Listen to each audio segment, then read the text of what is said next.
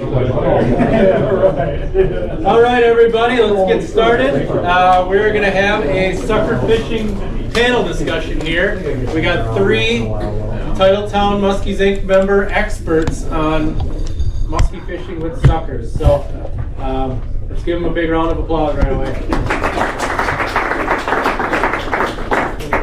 All right, so we have, we'll give these each guys a chance to introduce themselves and maybe talk about their sucker fishing experience. Far on the left there, we have Bob Partika. Started musky fishing when I actually never see sucker fishing. I never sucker fished until I actually moved to Green Bay and started hanging out with another angler from the club, Captain Joel McClung. Basically showed me the ropes many years ago and helped lay the foundation for everything I do out in the water today. So ever since then, fall is probably my favorite time to fish. As much as I love fishing, casting out here during the summer, I really love taking my buddies and their kids and stuff like that out in the fall. That's what really gets me going. So that's about it. Looking forward to tonight. Thank you, Bob. Next up, we got Doug Nutt. Okay, so I started sucker fishing probably 04, 05. I was a big bow hunter, kind of give it up, and I really didn't have anybody to lean back on, so I watched a lot of videos on how to rig suckers, and I took what I liked from what they did and what I liked from what other videos I watched did, and I kind of combined them all and made my own thing and figured out how I like to do it. So I've been doing it ever since. Personal best come from suckers, and so far. And last but not least, we have David Sanchez. So I've been sucker fishing going on probably 14 years. I started sucker fishing with another Titletown member, Ray Perry. He showed me some of the starters, and then from there, fall fishing became my favorite season for fishing. Like Bob's, love it. Lakes get quiet. Other musky fishermen turn to hunting. I don't. I only fish, so I'll sucker fish until lakes are iced up. I'll break ice. So fanatic that way. I'll fish until extreme conditions. So for me, it's my favorite time of year. Love observing muskies chase suckers. It's even better when they actually eat them. So, I spent a lot of time on the water, sucker fishing and observing it. Awesome. All right, thank you guys. We'll get started what is your setup? Your rod, your reel, your line, your leader. I guess, what are you looking for? You're looking for line counters, real stiff rods. I guess, what's each of your setup? Start with Dave. So you'll probably hear a lot of the things of not what to do with me because I've probably had almost every failure you can imagine over the years. So I can admit that. So with that, I've had line guides fail, line fail, rigs fail. What has worked the last over 5 years, I'm using St. Croix rods for the most part. This one is Premier. I've used the Premier glass, which I like. This is an 8.6, and then it's a 100-pound braid. I used to use 80, but I have had failures on Hooksets. I do tend to use a heavier rod than some sucker fishermen because I really like that backbone to set the hook and really drive the hook home. I know you give up some of that with, some of the flexibility in fighting a fish, but I prefer a heavier rod. This is, again, an 8.6, 100-pound braid. I do like line counters, just so you know where your sucker's swimming. And this is an Abu 7000 series. Also use cold water, too. Cold water Akumas, those seem to work. And then, are we talking about the rigs now? Rigs will be the next one. That's right. So that's my rod setup then. So 8.6, Abu 7000 or cold water Akuma, and then 100-pound braid. Your rods are they partially glass? So this one is not the glass, but I do like the glass too.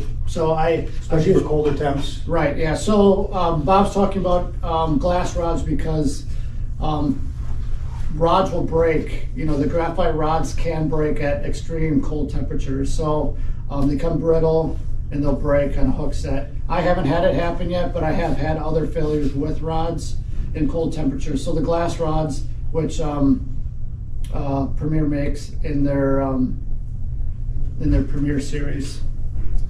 What weight is that rod then? Is that a heavy? This is heavy. Okay. I have used extra heavy, but the glass rods are heavy, and they're 8 foot. This is an 8.6. So I do like a longer rod too for just fighting the fish. Okay, I'm running 8.6. It's just old Gander Mountain rod is actually one of my casting rods. I just repurposed it. I run my old record 60s on it for reels. I have been trying to fish with the TDRs. I'm not totally sold on it yet, but yeah, that's pretty much just old setups that I had laying around, repurposed. 100-pound braid. I was thinking about going to 150, but I don't know yet. As far as the stuff I'm using, you're gonna find a lot of different variety and variation between what we all use, because as Doug was mentioning, over the years, you just kind of develop what works and go with what works for you. Myself, I'm using trolling rods. I use an 8 foot heavy Shimano TDR rod. It's what, $30 a gander. You don't have to spend a heck of a lot of money. I'm using old trolling reels with line counters on them. I'm using the old Akuma Magda series. I think it's a Magda 60 right there, or whatever it is. And then I've got, I think, 65 to 80 pound test braid on that. And for the most part, I haven't really found the need to go up to 100 pound yet, because I really haven't had any line failures. But that's something I'm probably going to be exploring this year and seeing how it affects, you know, everything, the whole production. So I probably will be moving up to a little heavier braid this year. None of you are running anything longer than 8.6, it sounds? No 9-footers or anything like that? I don't. I fish solo quite a bit too sometimes, or longer or shorter rod, easier for scooping and netting. Yeah, I never felt that I needed to go longer for sucker rigs. I do, but I'll touch on that a little bit later when I'm explaining how I set up the rods in the boat. Sure. All right. Go on to the next one. Sucker rigs. There are a lot of varieties out there of sucker rigs. I guess what rigs are you running, and maybe a quick demo on how you guys rig a sucker. So I've used a lot of rigs over the years. I have never made my own rigs. It's something that I'm going to experiment with. I've had rigs fail. I don't like fluorocarbon because, you know, that can get nicked up. You just have to check it a little bit more. So I don't have any fluorocarbon that I'm running, but I have used that over the years. I did like the clip and goes for some time because I really liked how it grabbed the nostrils of a sucker, and you know, I like the setup of it. But right now I'm using a Murphy rig. The guy makes these. His name's Joe Murphy. It's got a circle hook. You thought Milwaukee, right? I think so. So it's got a circle hook. I just put it right through the sucker. Just, you know, just a little bit of the meat. Get it through. This is meant to break away, so it's not really, you know, meant to pick up the sucker. That's the way I like, you know, I like it to break away easily. He makes different sizes too. This is probably too big for this size sucker. So this is a large, you know, better for a 16 to 18 inch sucker. You know, I just don't like the extra leads going to the hooks here. I don't like that extra line. And then it's got, you know, one of the trebles is bent, so you just run it right in the scales. I like to run one high towards the front. Muskies tend to headhunt or T-bone the suckers. I don't get a lot of suckers that are grabbed by the tail. If you do, it's probably going to be a tough day. Yeah. So I think there's other things going on if they're grabbing the suckers, or grabbing the tail, but I'll start with one up front for those headhunters, towards probably the top of the sucker, and then that one that runs further back, towards the midsection of the sucker, I'll just stick that bent treble towards the bottom more. So now you have trebles, one towards the top, one towards the bottom of the fish. You can cover more of the sucker, so it ups your chances of getting a hook into the muskie when you go to set the hook. So these are 5/0s that are on here. 4/0s are good. I've used bigger hooks over the years, but I don't think you need to. I think small to mid-size hooks are good, and that's been pretty good for our hookup percentage. And this is all wire, so again, I don't like anything with Stranded? what's that? Stranded wire? Yeah, this is stranded. This is braids. 7-strand or the? This is That's 135 pound 7 straight. Okay. I've talked to Murphy about Yeah. what he uses. so it's on a stay lock clip, and then you've got the 2 leads going to your trebles, and then the circle hook is right to the stay lock. And they're all shrink tubes, so it's got a clean look to it. And then you've got the lead that I tied directly to my line here. So that's what I do. I can pass it around too. Okay, Bob buys Z leaders, looks, but I make my own rigs, so I like to have my rigs custom basically to every sucker. I use the rubber band through the nostril method. I fish a paper clip through, strap it around, twist it around, and then I put my leads on just so I got my first hook right about where Dave has his, right behind the gill plate, and the second one I have behind the dorsal, like Dave.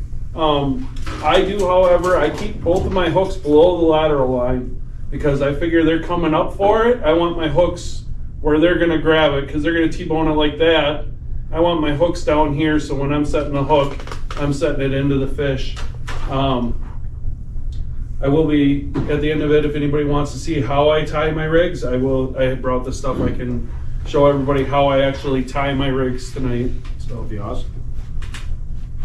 All right, as far as me, I've used, you name it, over the years. I've got a bunch of stuff in my box here, from fuzzy clip and goes to Smitty rigs to Smith rigs to you name it, Booker stuff.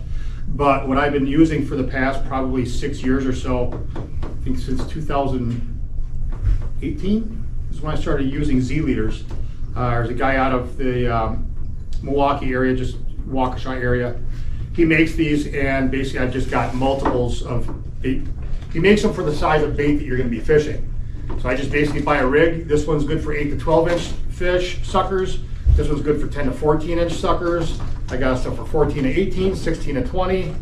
So, and the thing is, they all vary hook sizes based on how long of fish you want, how long of a bait fish you're going to be using.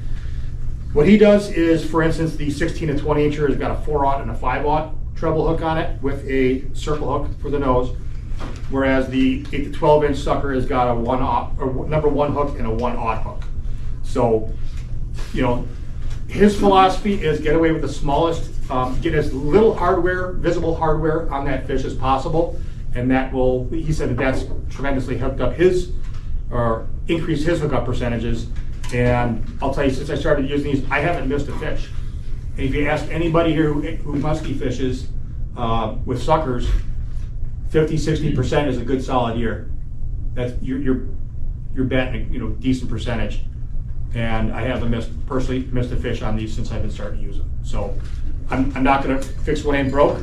And this isn't really a commercial or anything, but I just found out that these I've had really, really good success with these, and that's basically what I'm sticking with. So that's anything up to 8, as small as 8 inches. But anything 8 inches and smaller, just take some Seagar fluorocarbon. I think this is like 80 pounds. Put a swivel on the front with a circle hook, small circle hook. I think that's number 2 or so. Small one, and this is a 1/0 treble hook, just your standard eagle claw. And one thing about that, if you are fishing with anything 8 inches and small or under 8 inches, Your circle hook has to be a circle hook, not, I think an octopus has like a twist in it or something.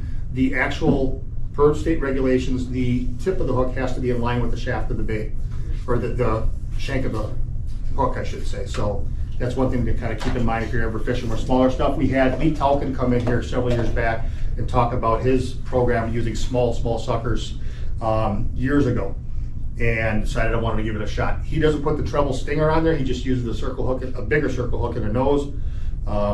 But decided to try this back in like 2017 or 18 or so, and had some success on it. So don't like fishing with smaller stuff like that, but there's some lakes that don't have a lot of big fish in them, so sometimes we'll throw them. And plus also, if there's no big suckers available, because we'll talk about availability here later, I think, I hope so. Yeah. Because every year, there's about a 2-week stretch where there's a drought and nobody's got anything. So if all you can find is smaller suckers, then I'll resort to that. But I'll go to lakes that have smaller fish, and won't target any big ones, because they'll just gobble that up. They'll swallow it, you'll tongue hook them, and nobody wants that. Couple questions on that. So like these guys were talking about with the circle hooks, like if you look at these pictures when Dave mentioned, he's gonna hook that through the sucker part of the sucker, right? He wants that to break away. The hooks further down are the ones that are gonna be what you hook your fish into. So Bob and Doug both mentioned about not a lot of hardware and the fish coming up from the bottom, right? Do either of you try and line up your hooks to hide them with the fins on the sucker? Or are you more concerned about putting them in the even spot on the bait? Even spot. for me. Yeah. Yeah, Okay. I just basically want to have good coverage so they make sure they get it. I guess, I don't know if I should add that too. I know David mentioned that he doesn't really put nothing towards the back, or that they're tail grabbing it. Sure. I have noticed like up towards, well, like Hayward area, when I drag suckers up there a lot, it seems like you get a lot of them that hit it, they'll pull drag, and then they sit and wait, and that's when I actually run a third lead and I put it back on that tail, because some of them have been programmed to grab that sucker by the tail, pull on it, wait till you set the hook, and then they reposition the sucker and they got themselves a free meal and weren't anywhere close to your hooks. So Sure. I think Doug and Dave both mentioned they have a treble, and then one of the trebles is kind of turned sideways, and that's the one going to fish. Is that how those Z leaders are set up too, or? It is not, no, it's just your standard treble, but what I'm doing is I'm just poking it just underneath the scales, underneath the skin. I'm not poking any flesh at all, because I want that rig to pull off as soon as I set that hook. So I'm just putting it through the scales until a barb barely pops out the other side. Sure. It's not in the flesh, it's underneath the skin. Yeah. I know there's a lot of options out there too, like paper clips and like upside down small perch hooks as well. And you guys, I mean, tried it and didn't work for you? I tried it, I couldn't get the Okay. hooks to stay straight, and the safety pin, I don't know how the heck they put them things on there. I've tried them, I've got some here with me if anybody wants to take a look at them. I used them for a few years, but actually lost a fish using that because the fish gobbled it. Safety pins opened and was unable to get that sucker out, so that fish became turtle food, unfortunately. So I stopped using those then and there. Okay. That's when I switched to Z-leaders. I don't know if Manthai still does it anymore. He used to straighten one of the treble hooks, Yep. completely straight, and then even crimp down the barb. And so then he would just kind of stick it in and back out, and then it would come out easy. Okay. I don't like doing that just because if your lead hook or your clip gets out of the nose, it's gonna come right off, and then you lose your. I don't like losing suckers. Sure. Doug, why don't you talk a little bit more? So those guys run, like I said, that front circle hook through the sucker part of the fish. You can see here, there's a stay lock with a rubber band, and then Doug's leads come off of there. With basically a baiting pin and a rubber band. Why don't you talk a little bit about how you do that? Because they make clips for that as well, but besides the rubber band. Yeah, so I just put a paper clip on, well, that's basically what that is, bent paper clip is what I use, and then I put that rubber band on my leader, and I fish it through the nostrils, and you kind of gotta work it around and wiggle it and pull it through, and then I hook it back to itself. I twist it around 3-4 times, 5-6 times, whatever, and then I tuck it back underneath, so that way the snap is closing to the back. And that's one thing I do like to do when I'm doing that is, so I'll put the hooks on, and then I close it up and I'll throw it in the live well, and then I'll get the next sucker to that stage when it's different when after I've caught a fish and I'm re-rigging, but when I'm trying to get 3 suckers ready to go, that minimizes the amount of time I have them out of the water, because I don't want them croaking in my hands while I'm trying to get the rig in them. So that particular sucker there was a super small sucker. That was one of the years we could only get them 8-10 inch suckers, and I actually had to, the hook on the backside is just like 3 split rings going up to that, because I couldn't tie a piece of wire short enough. But it's all about fitting that rig to the perfect size, and my Inland 50 come on that exact setup. So Yeah. it was a super small sucker, and as you can see, just like the guys with the hooks in the front, that line is set up perfect. So when you set, the hooks are coming Yeah. towards the front of the sucker. So I was shocked when I fished with Doug. I've never fished with the rubber bands before. I've always done the circle hooks in the front, and I mean, he takes some things out of the live well and he just picks them up, drops them into the water. And I'm like, the rubber band's not gonna snap? He's like, no, it'll be just fine. So Yeah. it's definitely impressive. So that's it for that one.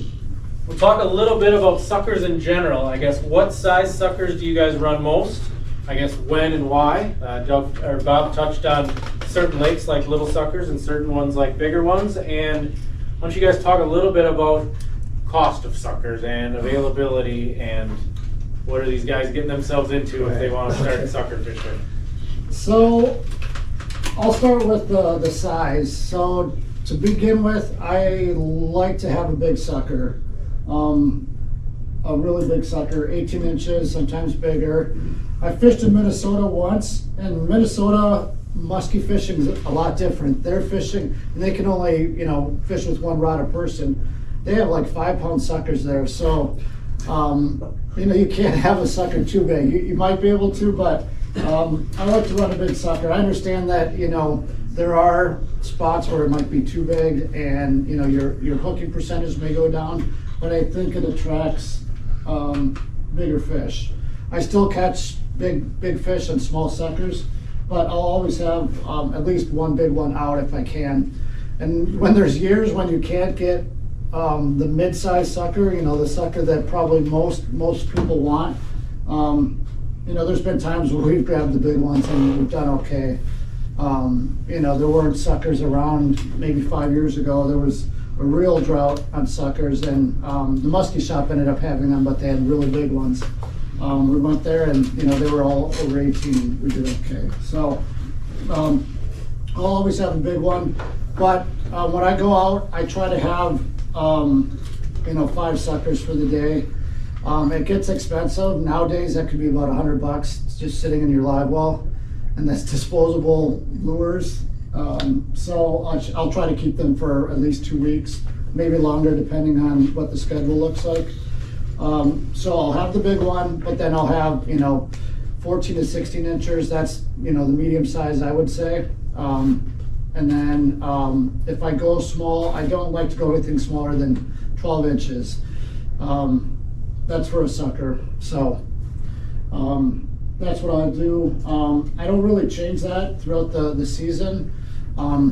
Sometimes towards the end of the season when the water really gets cold, sometimes the only tension that any of the suckers get is from one of the bigger suckers. So, but that's pretty much what I run from the time I start sucker fishing until the end of the season, is a mix of big ones, medium size, and then smallest is around 12 inches. As far as availability, that's part of the planning, I think. You need to plan your plan if you can. If you're hearing there's shortages on suckers, start calling around. Sometimes you have to reserve suckers, so if anyone remembers Bob White, you call him. You remember Bob White's drill. Yeah. If you're heading north, look around. Sometimes you have to drive an hour out of the way. Sometimes you have to go Friday night if that's the case. I've driven south on Friday night to go north on Saturday morning. So call around. There's places that have suckers, that you wouldn't think would have suckers, and, or ask people that have sucker fished. Because there are years where you can only get small ones, or you have to call ahead. Some bait shops only get a certain number of suckers for the week, just because they have to plan. Some die, they cost so much money, so you have to reserve suckers. So find out which places you can and can't reserve suckers, and then start planning your outings that way. Smokies will reserve suckers for you if you give him a call. He'll tell you what he's got, what sizes, and just tell him what you need, and he'll put some aside for you. Yeah, if you call him Monday, I think he makes his order Tuesday. So if you say, hey, I need 5 14-inch suckers, pick them up Friday, he'll order them for you and save them for you. And get aerators. If you don't have aerators and you're planning to keep suckers, have aerators in your garage, outside, however you're storing your suckers. I use a big cooler right now. I've had some coolers with built-in aerators, smaller ones more for transporting. This picture is probably one of the longer coolers. It's probably 4.5 foot cooler. And those are some pretty big suckers that are in there. So, and that seems to hold them for a couple weeks on an aerator and transporting them. I guess I would like one big sucker. I like to put a big sucker out on the bobber, and then I'll have one this size, maybe an inch bigger. That's what I like. I run that on my down rods. I don't like to have too big of suckers on down rods. They just sit there and pull drag, and then you gotta fight with them constantly. So I'd rather put a big sucker out on a bobber, just let it go, swim around, do its thing, pull the bobber down.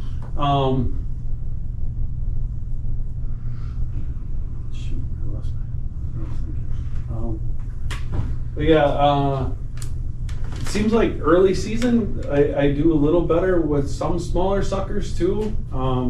But yeah, as fall progresses into October, I definitely want a big sucker out. I have a cattle tank, a Rubbermaid cattle tank at my house. Put it outside on the dark side of the house. I run 2 aerators in it, change the water frequently, just to keep my suckers alive. I can keep them alive for 4 weeks as long as it doesn't get too hot out, obviously, but I keep them covered up back there so that way it stays dark. For some reason I got this in my head that like they'll actually lighten up in a cooler, so I like to keep them in something dark colored because it seems like they will lighten up, and I like my suckers black as can be.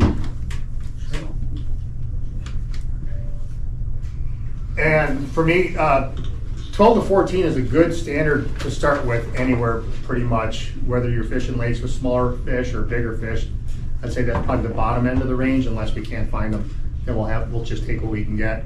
But I'm typically running that in that area.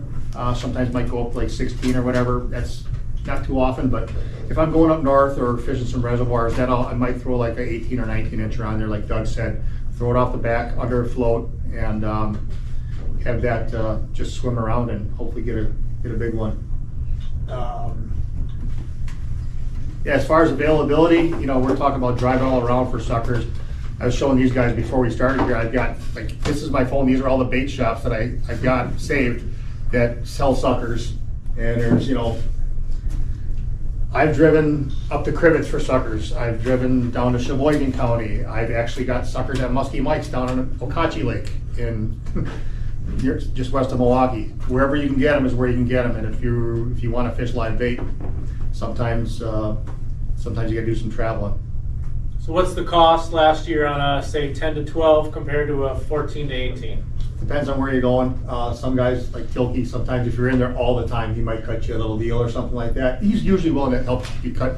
He doesn't really want to make any profit on his suckers. He just wants to cover his cost for the most part, maybe make a buck on them or something. But usually seeing, like last year, they were $12 or something, like 10 to 12, something like that. He gave me, I got a bunch of them for $10, $11 for a piece, something like that. They are going up just like everything is going up in price, but there's some areas, same size suckers will cost you $15. Yeah. If there's a real drought and they know it, and they know that they're sitting on a bunch of suckers, they can charge whatever they want. And everybody's coolers keeping them in the boat, or you put them in your live wells? What I do is, sometimes I put it on a live well. I prefer to put them in a live well when my aerator's working. But if that's not working, I just got some big tubs, some Rubbermaid tubs. I've got a stack of tubs at home that I use. And as far as keeping the suckers, that's something that they've all touched on. I got a creek running through my backyard, and I've tried putting you name it. There's a couple deep spots too, and some spots that weren't so deep that are right close to my house. So I just like digging them up and pulling rocks and ripping them out. So I'm making a deep hole so I can put a tub in there. Well, that last time I tried that was probably like 3 years ago. We had some torrential rains in the fall, late fall, and I woke up the next morning and everything's gone. I had it tethered and everything to the ground with one of those corkscrew dog tethers, with a dog leash on it, and that was just ripped out. So now I just keep them in my garage, but I do use that fresh creek water. I change it every day. I put 10 new gallons in every day. I've got 2 5-gallon buckets and dump out the old stuff and put new water in there every day. Suckers aren't gonna last very long. I've had some last, as long as I've ever had them last on me with changing the water is probably about 2.5, almost 3 weeks. So, go ahead. I've got one friend that, I'm not a farmer, so I don't know what they're called, but it's like a big tin, I don't know, Stock tank. Yeah, stock tank. He fills it up, he drills holes, maybe, I don't know, 2 feet up on it. And then he turns his hose on just to trickle, and then water just comes out. He covers it too, so they can't jump out, and it keeps it darker, but that way you have a constant flow in there. Sure. And doesn't overflow. Sure. Has anyone heard anything about tap water and the chlorine that's toxic to the suckers? Anyone? No, but I confirm played that? with it. I played with it. Yeah. I live in Luxembourg and Yeah. my water smells like a swimming pool. Yeah, sure. And I didn't want to go and grab water from the lake, so I thought I'd take a shortcut. Don't take a shortcut, they don't like it. I think I had 5 suckers and they were all dead by the next morning. I've heard you can leave it out for 24 hours and it evaporates, or I don't know what happens to the chlorine, but yeah, I'd like to swap out the water, but I'm always leery with tap water if you don't, if you can't get fresh water from a stream or anything. Yeah, I don't use tap water. Yeah. I actually go and get 55-gallon drums in the back of my truck and pail by pail fill them up and drive them home. Sure. Mm-hmm. It works every day. I should try making ice blocks and putting ice blocks in them just to keep the water cooler. Probably That'd be a good seems idea. like the later in the year it goes, the better they survive. With them Yes. getting colder and colder and colder, they don't breathe as much or whatever, and they stay better longer. Like you said, ice, I had a buddy for a while that had one of those big tanks, and he would just buy ice at the gas station and throw ice in there. They like it cold, he just kept putting ice, and he'd have pretty good luck holding them. So, Yeah, always try to have an aerator on it. We put suckers in the live well, have an aerator, if you're transporting them even, on the ride, if you can have an aerator on them while transporting them, it seems to work. Yeah. So Doug, you said down rods, so I fish suckers with bobbers. What are you doing with down rods? I think that's our next I question. think we're getting, yeah. Oh, sorry. Oh, Hey! perfect. Down rod versus bobber. For those of you not familiar, you can see there's a bobber in the background here. There's a bobber here. Or otherwise, a down rod would basically just be a rod hanging off the boat, lined in the water, musky. I guess winter, you guys touched on it a little bit, but is there a time you're only running downs or only bobbers or always both? I am always running both, so I like to have one bobber rod out the back, and then I actually have a rod that crosses my whole boat. I know it seems weird, but I want that sucker right when I'm making my turn in my 8. I want it right tight to the boat. I want them, if they don't want to eat my lure, I want them to see that sucker. So I have that one shallow, it's 3 foot deep at most. And then if I'm gonna run another down rod, that's why I started using the line cutter. Then I'll put one out the other side, out back, away from where I'm fishing, and that one, I'll adjust my depths a little bit more, but. So you give it X feet of line and just let it swim? Yeah. Okay. Yeah, so You're using weights though, right? yeah, Rubber yeah, cores? yeah. I have rubber core weights that I add to my line above my leader. That usually I run it 6 feet down. I don't know. Is this where we're talking about the depths of our suckers, or is that later? Just get a rubber core. Okay. So yeah, say you're running a bobber and a down rod. Are you putting one lower, one higher, or? But like I said, the one's gonna be right where I'm figuring, that one's gonna be 3 feet down or so. One will run 6, 7 if I'm in like 15 feet of water, but I definitely try to keep it up high, because I mean, they're feeding up. I don't want my bait below them. And then my bobber rod, I run about 5 feet underneath the bobber, And bails open on both when you're fishing? yeah, Correct. bails open, clickers on. Bob and Dave, you guys the same? I've always got one, if I'm fishing solo, I've got 2 suckers out, and I rarely run more than 3. I've only got a 19-foot boat, and it's becomes a little bit of a cluster, but I've always got one down. That's usually off my transducer is in the right rear of my boat, and I'll put the sucker down. I've got a rod holder right off of my throttle, and that sucker will be down beneath my transducer, so I can keep an eye on it the whole time. I'll run it just off the bottom, typically a couple feet, maybe a foot to 3 feet above the bottom. But I can keep an eye on that on my 2D sonar the whole time, so I can see if any fish are moving on that bait. And then another one I'll run off the back, usually about 30 feet, and I've got that under a float as well. You can see these guys are using the round floats.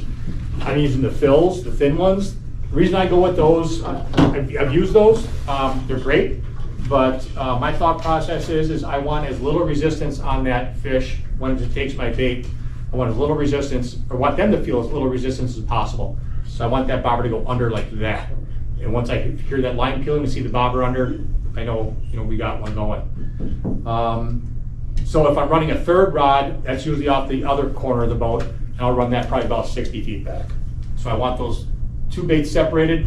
I mentioned the down rod, just off the bottom. The ones out back, I'm usually running no deeper than half the depth of what I'm fishing. So if I'm fishing 16 feet, I'm using that sucker's 8 feet or shallower. As I mentioned, we want to be above the fish, and these fish, their eyes are situated so that they're hunting up always anyhow. And if they see something up there that they want, they'll come and get it. That's my thought process. So I'm usually running anywhere between, no shallower than like 5 feet, off the back, but usually 5 to 8 feet. Even if I'm running deeper, like over 30 feet of water, I'm not 15 feet down. I'm still probably up around 8 feet. I rarely go deeper than that off the back. Similar to both of these guys, the difference for me, so I run 3 sucker rods. So on the, I'll run one off the back like Bob does on the back corner. That's by the transducer. So I consider that to be the deep sucker. So that one I'll run deeper than the sucker that's right in between the 2 people casting. So if there's 2 people casting, I'll run a sucker straight out, from the port side of the boat. It can get in the way, but that one's usually pretty high. I don't have that very far down, maybe 4 or 5 feet. So the idea is, you cast, if you have a following fish, it'll see that sucker first. So that's the way I run it. So, that's probably the first, the first sucker that gets attention when we're casting. Then that one off the back is usually deeper. So usually, like Bob said, he said no more than half the water column. I put a third of the depth. I typically run the suckers pretty high unless I'm fishing open water, which isn't very often, but sometimes I'll run that back sucker a little deeper over deeper open water depending on the lake and how deep the lake is. That back sucker is usually my biggest sucker. So that back one that's underneath the transducer, that's probably my 18-incher. That's where I like the big one. The mid-size sucker is going to be, on that port side, right in between the 2 casters. And then I run a bobber. I've got this round bobber with the clip on it. We'll run that 50 feet back. And then that's usually a small sucker, about a 12-incher that just swims around. You know, I like that to, you know, follow along and kind of clean up any of the muskies that we didn't catch. And just, you know, swim freely. So that on the bobber is usually only 3 feet down, so it's pretty close to the surface. So that's what we're running with the 3 rods. Sounds like you're running them all pretty high. Anytime you're ever running anything close to the bottom? Just my down rods. Okay. Because you can adjust that as you're going Yep. easily with the bobber. It's basically set. Yeah, if I feel like there's a tough bite, and you know, I'll experiment with dropping it right on the bottom.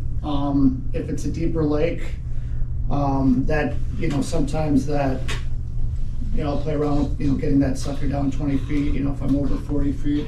It has been bit in deep open water. Not often, I don't fish it often, but you know, if that's where they are and that's where the bait is, that's where the sucker needs to be. So it's that back rod that's usually down deeper. I'll experiment with deeper depths there. Sure. I don't. No, No, keep them high. I keep them high. Fish feet up. I fish mostly flowages, cauldron, upper red, and you drop it down too far and you're in timber and you're gonna lose your sucker rig, you're gonna lose your sucker. And I always worry about a muskie seeing a sucker attached to a log going like this and Sure. grabbing a hold of it, and now it's got a rig in its mouth attached to a tree, and that's no bueno. Makes sense. All right, I guess boat position, maybe structure fishing, boat speed. I guess what are you looking for out there? Are you looking for bait that you're going to try and fish around, or are you more looking for the structure that you want to fish? Both. Okay. I want structure and bait. I like steep breaks right off of, if you can still find weeds, even if they're dying off or dead, or close to dead, they're still producing some oxygen that might draw some bait in, but I'm looking for, and also next to basins, close to the deepest water in the area of the lake that I'm fishing. Sure. So if there's a nice shelf with weeds and a steep break that leads to the deepest area of that lake, may not be the deepest part of the Something entire maybe lake. similar to this. You got a shallow flat, deep break, Yep. deep water. In deep water, but I'm looking for like inside turns a lot of times. Those are very helpful.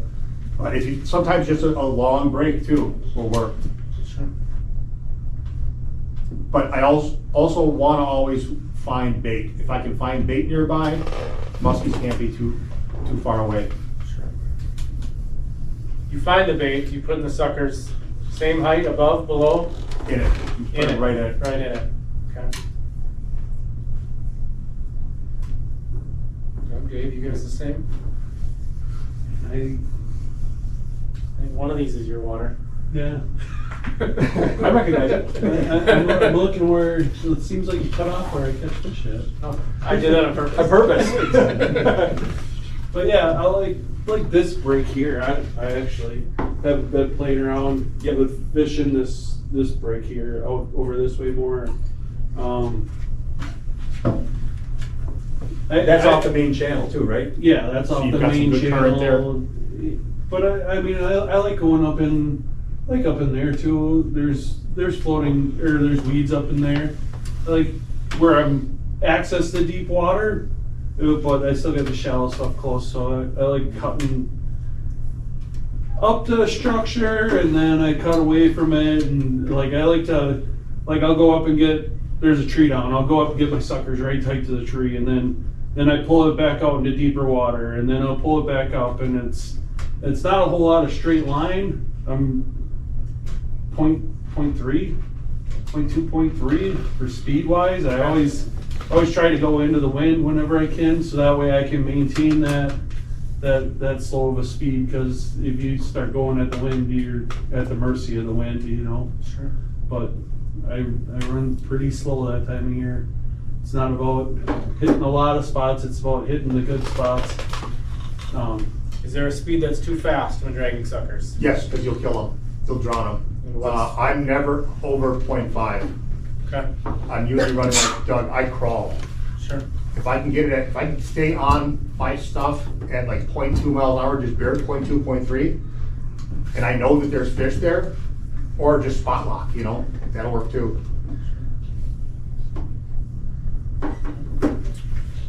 You kind of touched, you bounce in and out. Are you trying to get close to those weeds Yeah. and try to Yeah. pull them out of the weeds, or are you trying to stay Yeah. more in the, deeper off the Yeah, break? I like to get right up to the edge of them if I can, and then, you know, cut out a little bit if there's a fish, especially like if I know there's underwater weed point right here and this is the tip.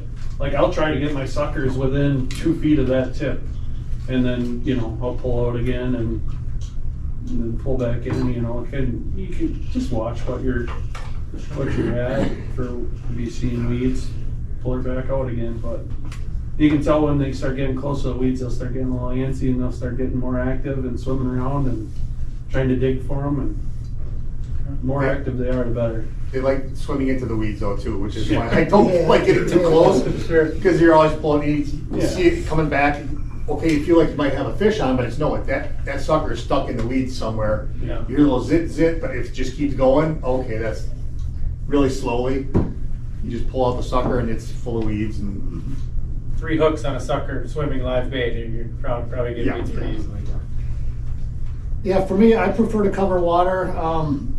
You know, I'll go about 0.5, just like Bob said. That's the speed that I'll run. But I like to cover water. I don't like to be just on a spot and then move to another spot. So I like to cover water, depending on the size lake. So some of the lakes are small where I can just continue to work, you know, to the spots that I like to fish, versus picking up the suckers and motoring. So that's what I typically do. Again, depends on the size of the lake. You know, that's a good way to work a smaller lake. And then, you know, I'll visit the spot on the spot if I'm going to actually fish a smaller spot, you know, at peak times. If the bites tell me that, you know, it's going to be a small window and it's around a moon phase or the sunset, then, you know, I might go to my favorite spots. Or be on my favorite spots at that time. You know, I like a complex spot. Bob kind of talked about it. You know, he wants the weeds, he wants the break, he wants, you know, the bait. You know, if it's all there, it's great. I'll start with weeds, so I'll start in the weeds. I'll start shallow, those dying weeds. You know, you do have to deal with the weeds, the sucker swimming in the weeds, but also you pull a sucker out of the weeds, all of a sudden a muskie shows up. So they're in there. You know, it's happened a lot of times where the reason why the sucker ran into the weeds was because it was being chased. So, yeah, so I like the weeds to start, and then, you know, go to the break. You know, being next to deeper water is always good if the lake has it. So, yeah, then I'll cover the breaks, like to cover water. If there's any major lake structures or basins, I'll key in on that next if weeds are not really an option or not producing. And then it depends on the lake layout, you know, the type of lake. You're talking about flowages, you know, I may change up the program a little bit if it's a flowage and work it a little differently. And then the forage type too. So that fish was over deeper water, but I started, you know, working the shoreline where there were some, you know, dying weeds.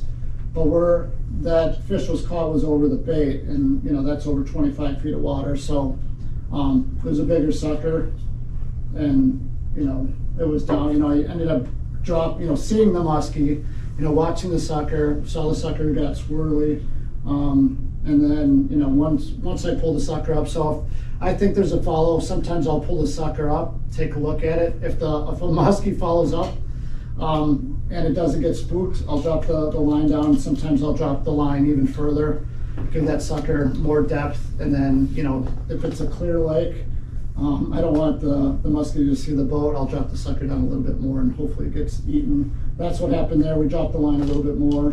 You know, we're probably running it at 8, dropped it down to 12 once we knew there was a muskie chasing it. It didn't eat right away, so we kept fishing, kept moving, you know, waited for the muskie to chow. And during that time, a lot of times these muskies will follow. I've had a muskie follow a sucker for close to 300 yards along a break. I had an underwater camera, watched it the whole time. There's a little bit of weed on it, And it kept looking at it, looking at the hardware, and it saw that weed coming off that. I'm like, dang it, eat it. And it's just coming up next to it, sniffing, back off, and it's come up the other side, look at it. Never ate? Never ate. No. Nope. I get too excited, right? You know, I have to, constantly jig the sucker and see if there's muskies back there. I love to just watch them, and they will follow for a half hour or so. You know, if it's following, it may not eat right away, but if you can keep working, it might take getting over another piece of weed or that sucker to flash and make that muskie's mind for it. I guess while you mentioned that, I guess elaborate on that. You have one following, whether you see it with your eyes or on side scan or whatever it may be. Is there a tactic that has worked for you? Raise it up, lower it down, speed up the boat, anything? I guess anything that has worked? Right up to the surface. Say a prayer? Right up to the surface? Yep. Huh? I like to bring them right up to the surface and hopefully they kick and start splashing across the top, and usually that's too much for them. Okay. They'll attack it usually. I like to see what the sucker's mood is, what the muskie's mood is. So first I'll jig it, right? I told you I'll just pull on the line. I don't actually jig the rod. Sometimes I'll pick up the rod and, if I feel like it needs some more action, and that's what the muskie wants, is it actually wants to chase the sucker. If I have a lame sucker and it's not moving, sometimes I'll jig the line quickly to get the sucker to swim a little faster, see if that actually triggers the muskie. If I feel like the muskie backs off, if we pull it up to the surface and it's boat shy or it doesn't want to see the sun, then I'll drop it down, give it a little, where I can't see the muskie, I can't see the fish, the sucker, I'll just get it just out of my eyesight. But every once in a while I'll see the muskie follow it, and then I'll just go about fishing, and hopefully the muskie gets up the courage to actually eat the sucker. So it's really reading the fish as best as you can, but I'll jig it to see if that tells me what the sucker is doing and what the muskie's mood is. I'll pull on the line, keep it in the rod holder, pull on the line a little bit, maybe pop it a couple times, see if that gets it to go. But I don't mess around with my suckers too much once they're out. Sure. It's just a personal thing. Sure. I should try more, is what I'm Sure. saying. I should try some other stuff. Like Doug said, that's boom right Bring it there. up I'm gonna to do that top. this fall. I have a quick question. Sure. You guys talked about weight earlier. Do you adjust how much weight you put on based off the size of the muskie or the bait? Like if it's a bigger sucker, do you put a little more on, or do you ever adjust it like above the leader more to let it have it more tethered to be able to swim more and all? My stuff's all above the leader. I'll usually, sometimes these double as my trolling stuff, so I'll just leave the trolling leader on, which is 3 feet. Okay. And I'll just put the weights on above the trolling leader, Yeah. and then I'll have the sucker on, like a snap swivel or snap on the end of that. And so that there's be about this much room between the weight and the sucker. So the sucker can still, that weight's down towards the bottom. And even if it's not on the bottom, I'm not dragging them down. I'm not using like 5-8 ounces of weight or anything like that. I'm using sometimes a 3/4 ounce, depending on the size of the sucker and how much resistance I want to give that sucker. Number one, if it's, as David mentioned, some suckers are very lively, some are barely on their last legs by the time you get them out of their bucket. So if it's not very lively, I'll put as little weight on it as possible, or none at all sometimes, especially on my down one. I'll just give it as much line as I can and let her go down there and be in its happy place. But yeah, usually bigger suckers, I'm putting 1 to 1.5 ounces.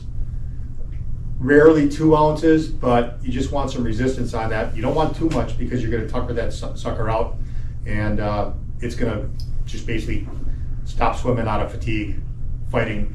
If you're traveling, it wants to go where it wants, but it can't. Yeah. And then plus it's got weight on there as well, and it's being dragged by the boat, and eventually they just kind of give up and go belly up. So it's a delicate balance. Same 1/2 ounce to 2 ounces of weight, depending on the sucker, the vitality of the sucker, the wind. Sometimes if wind's an issue and you need more weight, that can be a problem. I don't like heavy weight, but it's necessary. So yeah, it's usually right around 1 ounce, but it's between 1/2 ounce and 2 ounce. The weight that Bob passed around, I do use that rubber core. I also have one of those guppy weights that I put on right at the top of the leader. So I've done that before too. You do want to check your weights. You know, you want to check your whole rig, you know, all your line, all your ties, but some of those rubber core weights, some of the lead on there can be jagged. So, you know, if you had it on there, just be sure to check that every once in a while. You know, I've seen some line wear. I haven't had line failure there, but I've seen some line wear there where you're using weights. So that's one thing I'll say about weights. That's about it. Yeah, I use 1 or 1.5 pretty much exclusively. I just want enough to just keep it down there, but I want it light enough too where they can come up and do whatever, because I call it breaching, but sometimes they like to come up and slap the surface, and I don't hate that when they do that. Get a gulp. Yeah. Yeah. Get a gulp of fresh Drag some air. bubbles down. And yeah, position wise, I don't move the position of the weight. It's always right above the leader. Yeah. You guys ever put any bling on any of your rigs? Blade or something? There are rigs that come with blades, and I've been using those a little bit the past year or two. I know guys that swear that they get more action on them, but I'm still using pretty much bladeless. I used blades quite a bit back when I used to use the Booker rigs. They came with a big, not big, but it was decent size. I had like number 5 Indiana, fluted Indiana on it. Added some flash, caught a bunch of fish on it, but I just kind of moseyed away from that.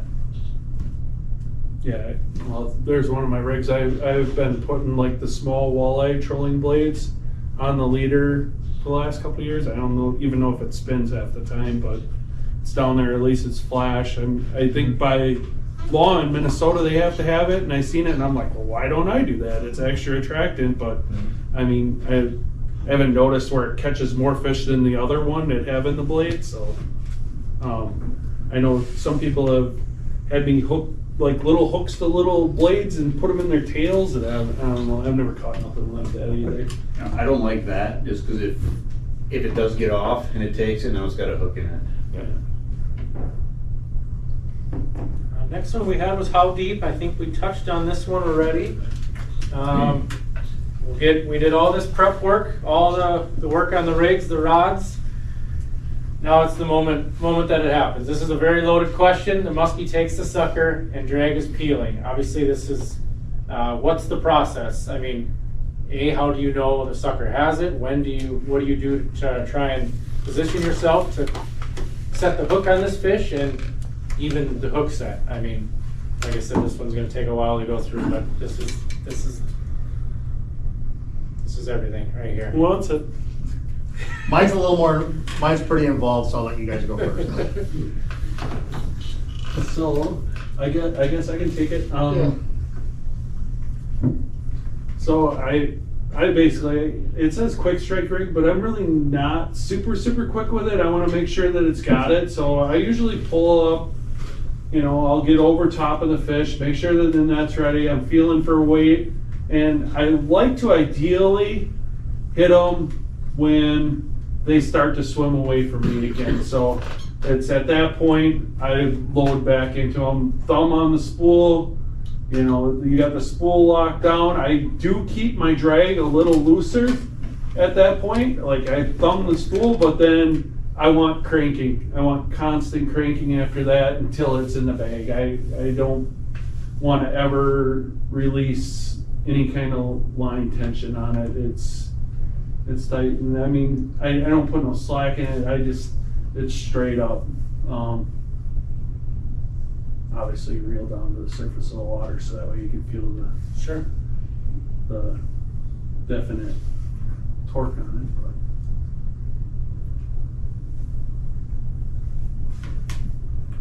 it.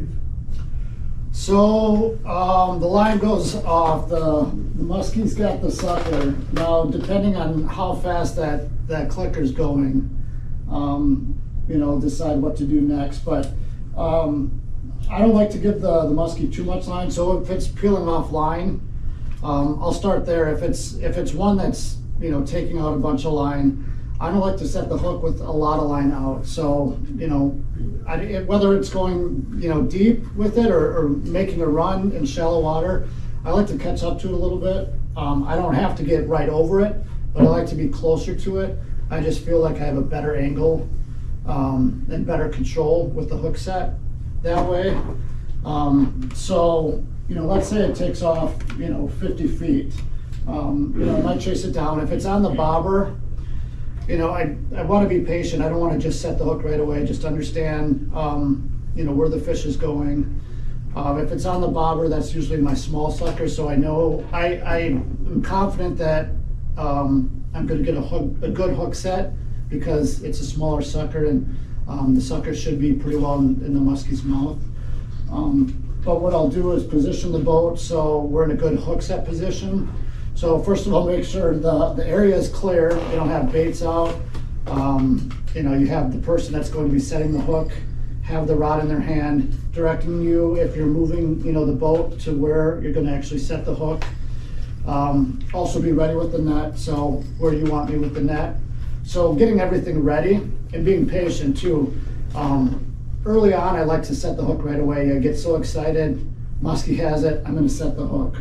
Now you will actually want to feel where you know, I'll put tension on that muskie, you know, see where it's going. I'm not afraid that it's going to drop the sucker. If it does, I'm pretty confident that the muskie's going to pick the sucker up again. If it doesn't, then, you know, it may not be meant to be. So I'll put some tension on it, you know, once we've caught up to it, see if it wants to keep running. If it wants to keep running, we may have to catch up to it a little bit more.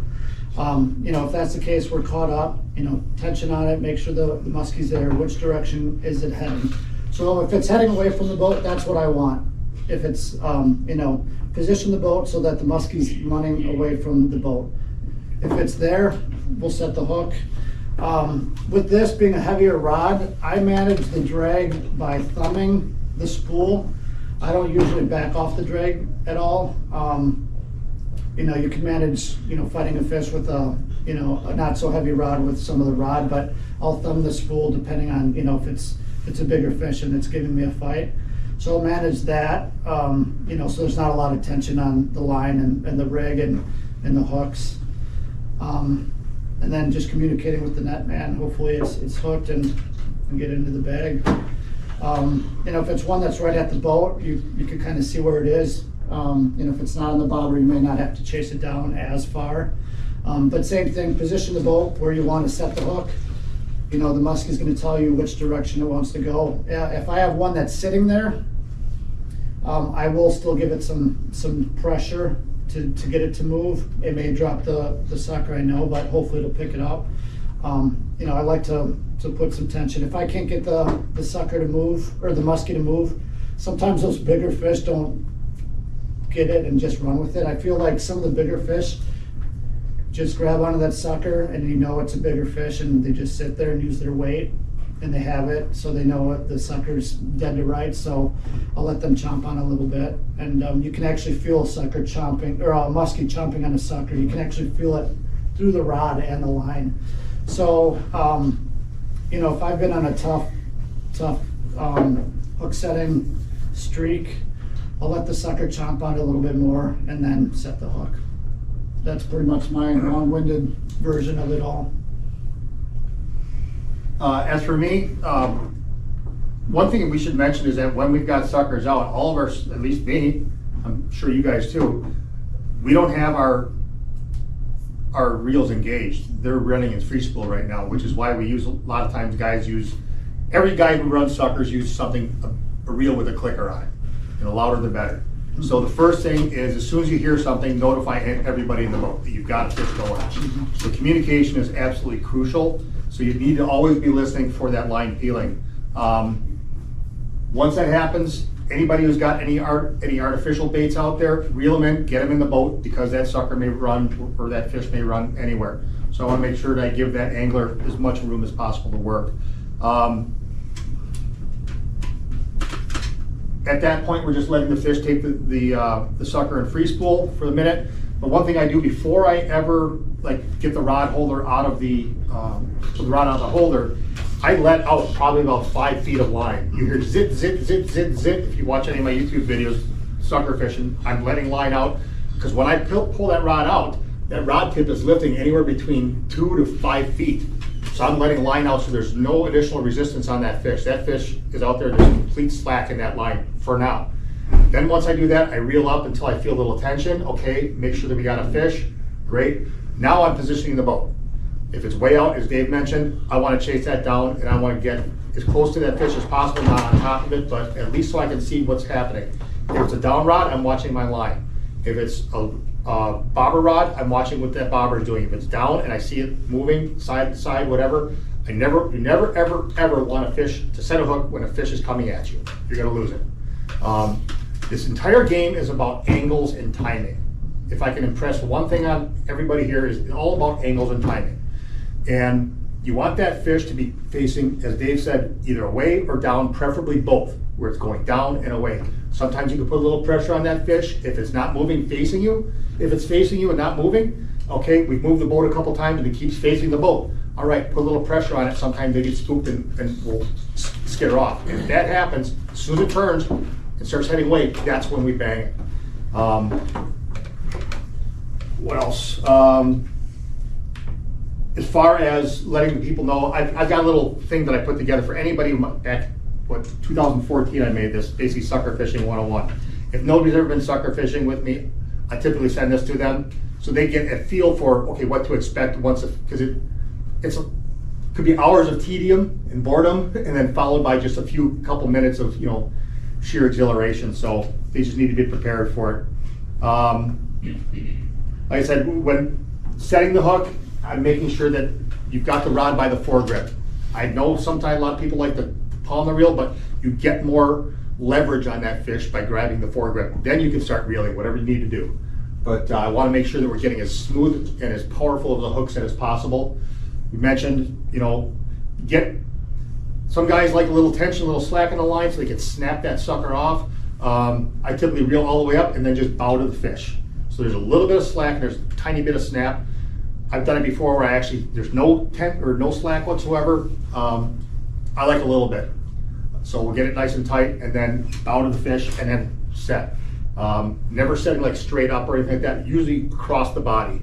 You get the most powerful hook set that way. At least I found lately, that's all I've been doing is across the body. Yeah, you're right, I'm sorry, I reel lefty. So, across your body, yes, for you 99% of you guys out there. Across the body. Sweeps sometimes work, depending on where the fish is at. I had a few the past couple of years where fish are like right at the boat, just start swimming at me, and then all of a sudden you see the boat start turning off, so I just sweep across it. I'm jamming those hooks into that fish's mouth as it's going away, and hopefully releasing that sucker. Let's see, anything else? After that, it's just your standard net procedure. Just make sure, again, communication. Don't get that fish, don't poke at the fish, don't stab at it or anything. Ask your net man, or ask the angler, tell me when she's ready. Is she ready yet? Is she ready yet? When they tell you it's ready, then you scoop. Don't do it before. I left a few things out and Bob pointed to them. I think, he said anyone throwing any artificial, bring in your lines. We'll even bring in some of our sucker lines too. So, especially if we have one that's in between where we want to net, we'll bring in that sucker, set in the live well, close the live well on the sucker harness, set the rod down. So, clearing a path to set the hook, fight the fish, and net the fish. So, being prepared, communicating all this, to everyone in the boat, this is what we're going to do. Do we have time to put the rods away? You can sometimes get away with just putting one sucker away and then moving, the rod, one of the other rods into the other sucker rod holder, and then you have, maybe two suckers in the water, and then where you're going to set up to net the fish. So that's a good point. And then on the hook sets, I'm with Bob. I like a little slack to snap the hook set. We'll reel down into it, and it's not a lot. It's not, I don't think you want a big snap to it because I think you could have failures. That's a lot of strain on your gear. So a little snap is good, I think, to drive those hooks home. if you're with new people and the fish is going away, make sure they reel up a little bit. I've had it twice. One was a pretty experienced fisherman, and they never did. They set the hook and they get big backlash. Yeah. Any tricks to knowing, because I think a lot of the mystery is, does it have it, does it not have it, is it, which way is it facing? Are you ever trying to bring it up and get a visual, or always just kind of trying to get it to go away or start peeling again? I don't need to see the fish. I'm watching the line, so I can tell which way it's going, or if it's going up or down, if the bobber's going down, or if it's starting to still peeling line while I have it in free spool. Sure. Once I pick it up, I don't, I'll engage just to make sure the fish is there. Once I feel some tension, okay, put her in free spool while we position the boat. So if she wants to take some more line, she can do that.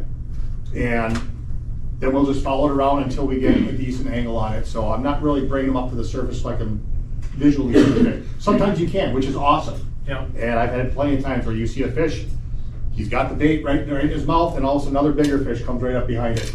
You're like, oh, darn it. I want the bigger one, but it's cool seeing that stuff, but I really don't depend on it. Sure. And hook sets, you guys all break the rod? Yes. Yes. Hard as you possibly can? I tell anybody in my boat, I will give you $100 if you break my rod and catch this fish. Even if you don't catch it, break my rod, try it, please. Sure. They never, ever believe you when you say you need to reef on these fish. You really do. And that's a beautiful thing about, guys who like hook sets, stuff like that. For me, the tug is a drug. That's why I love, sucker fishing and casting and whatnot. But, it's your opportunity to really reef on a fish. And a lot of times a 34-incher might right away feel like, oh, it's a big one. But Sure. It's really cool. And reel right away, right? Yes, and never pump the rod either. Don't do any of this tuna stuff, You want constant pressure on that fish, Even if it wants to make some runs, I don't back off my drags at all. I'll just hit the free spool a little bit and thumb it and give it a little line if it wants to take me under for a little bit. But I never let them take me under for like more than a couple seconds because, okay, you can run a little bit, but remember who's boss here. So I'll just start reeling back up and getting the net ready and everything. Sure. Yeah, as you can see, some of these hook sets here, I mean, these guys are talking rod tip almost in the water, and I mean, they're all chest level basically. So I mean, you're moving that fish 5 feet hopefully on that hook set, 4 or 5 feet. So Hopefully, the fish ate a little bit. It's And just you- a rod. Yeah, hopefully it's just the rod bending. because technically you don't want the sucker back when you Correct. bring in a fish, right? Correct. So you want that sucker to be gone. So sometimes you get lucky, it's still there, but If for some reason you do miss the fish and you have a sucker that's kind of dangling there on the surface, they'll come back and whack it again. So if it still has hooks in it, you can do a quick look, but if you want a good chance, you may want to leave the sucker in the water, and that fish may come swinging back around, and you might get a second chance. Absolutely. Or third. Just last fall, I was fishing with Scott Scarpelli, and we had the first fish of the day was right, boat side, nice angle on it, everything, did everything, textbook, but that fish just didn't get the fish. And just out of instinct, reeled up a couple times. I know, keep it in the water because that fish might come back. You let it go a little bit, little line out, that you saw the sucker, you can see it, I got video of it, scatters just underneath the surface, and all of a sudden that muskie just made a beeline for it, like 20 feet behind the boat. It chased that sucker so fast, and he had another shot at it. So, like you mentioned, you might get second, third shot at some of these fish. sure. Back in 2013, I was fishing with a couple guys. We had one fish, we had 4 hook sets in it. It went through 4 hook sets before he finally got it. Hungry. Yep, hungry and dumb. I've had a couple second and third chances. I've had it where the sucker has been off the harness and just fluttering on the surface and just gets clobbered, and that's tough to see too. It's a free meal. I added this picture in here. Obviously you can see this is a side scan picture. You can see the sucker and you can see the muskie behind it. Pretty clear as day. This was a down rod fish. Any of you guys using your electronics, whether it be side or even live, to watch your suckers to see if there's a fish on them or eat them? I'm just using my 2D sonar for the most part, Okay. looking at that down fish or that down rod. Sure. And I'm just watching that sucker zigzag around. If I see a nice big arc underneath it, we know we might have one, but, I'm usually crawling really, really slow, so side imaging doesn't, even on the number 1 setting, which running as slow as possible, you don't get the best definition, and plus I'm running 9-year-old units. They're Gen 1s, I don't have Mega or anything like that, so just 2D sonar for me. Okay. I've never tried it with anything like live scope or anything though, Okay. not yet. Yeah, I'm just running traditional sonar, watching my graph more than anything, graph and depth. Okay. The same thing, is I'm looking at the contours and following a good line. But you can see fish come up on, 2D down, so I don't use any other technology either. I don't use side scan really for sucker fishing, but you'll see your sucker swimming up and down in the water column, and then you'll see when there's a muskie behind it. So that's, that's great action, especially if you have new anglers, to get them excited. You may not be able to see the muskie, but you can see it on the graph. So, that may tell me that I need to jig the sucker up too, watching the 2D down on that back sucker. Casting while you are dragging suckers. Are you looking to actually catch, or are you trying to use lures that they're going to follow to see the boat, to see the suckers? I mean, Doug elaborated on it a little bit. He runs his figure 8 right past one of the suckers. Like, is there good follow lures out there that do that you've had experience with? I mean, I throw the suet pretty much exclusively in the fall for that reason. Okay. I do like to try to steal occasionally a fish from my suckers by jigging a bondy. Seems like occasionally you can steal one, but most of the time I'm just bringing a suet back and watching them come up to the boat and trying to guide them this way. Yeah, definitely caught enough fish casting while sucker fishing, so I like to cast no matter what. There's not many times where I'm not casting unless I'm taking a break. Early sucker season, artificial sometimes outperforms suckers, so I can remember a couple times. There was one 5-fish day. We set out to sucker fish. It was a warm October day, and suckers were working. We caught 5 on bucktails, so that was in October. So there's, early season, you may still be, getting them on artificial. As the season progresses, I think suckers become, more producing over artificial, but I'll still cast artificial, all the way up until ice up. I use gliders, dive and rise. Rubber too, I'll throw bulldogs, and then dying dog, that's pretty much the bulk of what I throw. Some twitch or crankbaits mixed in there, some bucktails, but straight retrieve probably brings in more follows or gliders. Brings in follows that, they can bring right to the sucker usually. As for me, I don't really cast much in the fall. I'm usually jigging. If I'm out there, I'm running some suckers, but the thing is, I do want to catch a fish, whether they complement each other. I'm not using one to draw fish in to catch it specifically that way. I don't care how I catch it that day, I just want to get a fish. But I really love jigging that time of year, so I'm usually doing that with a couple suckers out. But if I am casting, I'm usually throwing like a bobby bait, weighted bobby, sometimes even unweighted, or gliders. I don't throw much rubber in the fall anymore. Getting old, falling apart. So like you jigging, I would imagine typically close to the bottom, probably. Not necessarily. Okay. That one fish was Sure. right on the bottom, but Yep. it wasn't a muskie, unfortunately. But that other one hit 15 feet down. I dropped her down to 10. He had a fish come in on rubber. It slid off. It went around for 5 minutes. Yeah. It just would not. It took one swipe at it Yeah. and decided. I watched it on my 2D sonar. I said, watched it go down. So I said, come back here, check this out. The fish is down there. I said, well, throw a jig down there and see if we can jig them up. And went down to 10 feet and the fish was at 11. Just sitting there looking at it. So I dropped it down to about 18, 20 feet. Didn't see the fish. Brought it up to 15 feet, he was right underneath it again. So he wanted that sweet spot apparently, and, you know, we banged her. That fish in particular, we had watched it surface on the way up. I threw a suic up in there, it rolled on it, brought it up in the 8, come up and rolled on it again. Like, this thing doesn't want this. I reached over, cranked the sucker up to the surface, hit free spool, watched it, grab it, take it down. And that was a 50, correct? That was 50. Inland 50. Yeah.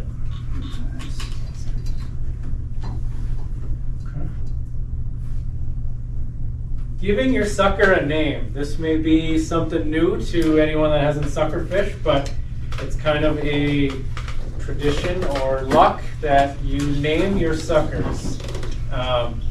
Any of you have a theme that you go with, or is it kind of different every time? I know I have a buddy that really likes Police Academy, so they're always Police Academy characters. Hightower, Mahoney, stuff like that. You guys have anything that you do with names? Well, this rod right here, I'm not sure if anybody can see it, but on here, if I'm fishing with kids, I'll let them name it. And I take a piece of white duct tape and put it on the back with a magic marker, write the name of the, this is Petey Jr. But I usually like to go with, I love Mexican food, so I like going with Latin flavor stuff, like Guillermo and Consuela and stuff like that. Just, I like to give it a little international flavor. That's kind of what I go with. Okay. Yeah, sometimes I'll go with the theme. Yeah, number one, you don't have a banana in the boat. Number two, you name your suckers, otherwise don't even go in the boat. Yeah. But it'll usually be a theme. You know, if you have 3 out, they might, you know, it could be, you know, characters from a cartoon, characters from a movie or TV show. You know, the presidents running against each other. That's always fun. So political figures are fun. Yep. Funny names. You know, I had a tussle with the tiger on a huge sucker. We called it Dirty Harry. That was a great fight. That was a 43-inch tiger, and that just peeled out. It was the biggest sucker you can imagine. And yeah. So other ones too, Flip, Skip. Those are fun nicknames. I guess I like going with TV shows so that way you can kill off all the main characters and then go into the supporting cast and see how far you can get into. I did the Trailer Park Boys one weekend. I was like to Philadelphia Collins, like I think he was in like 2 episodes. But yeah. Ex-girlfriends. Yeah, There you go. Disney princesses. Yeah. Good. Speaking of TV shows, we did Seinfeld one year. There are a ton, if anyone's a Seinfeld fan, there's a ton of characters in that show. You're never gonna run out. I remember that. That was awesome. Other live bait. Basically, it's a law in Wisconsin. Anything you catch, you can use however you would like. Whether you want to eat it, if you want to use it for bait. If you legally caught it, you can use it. I mean, In the same lake that it was caught. In the same lake You it was cannot caught. transfer it to Yeah, another lake. correct. Yeah. But if you caught a pike in the morning, you could rig that pike up, and that's been kind of a more popular tactic you've been hearing a little bit about. Any of you guys do any of that? Catch a pike or a bass or anything else and rigging it up? I tried a pike once. It died pretty quick. Okay. Not a lot of longevity there. Might be how I rig them, trying to put something through the nose like that. I've been trying to figure out the pike. It's so hard to get them to swim very long. But they do like them.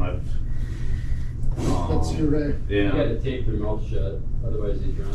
I just was watching the thing on Steve Perfect on that. Mhm. For whatever reason, you gotta keep your mouth shut or they'll drown. I have noticed that, like, yeah, the ones I have, their mouth is just wide open. Yeah.